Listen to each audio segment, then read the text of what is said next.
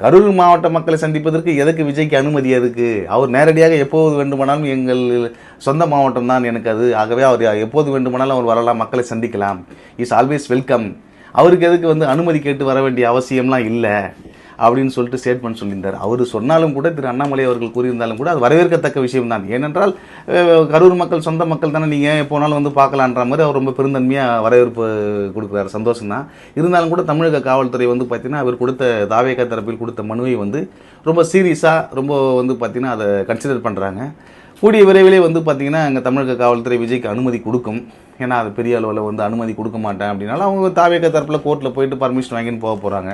ஆனால் என்ன இப்போ அனுமதி கொடுத்தாலும் கூட ரொம்ப ரெஸ்ட்ரிக்ஷனோடு தான் கொடுப்பாங்க.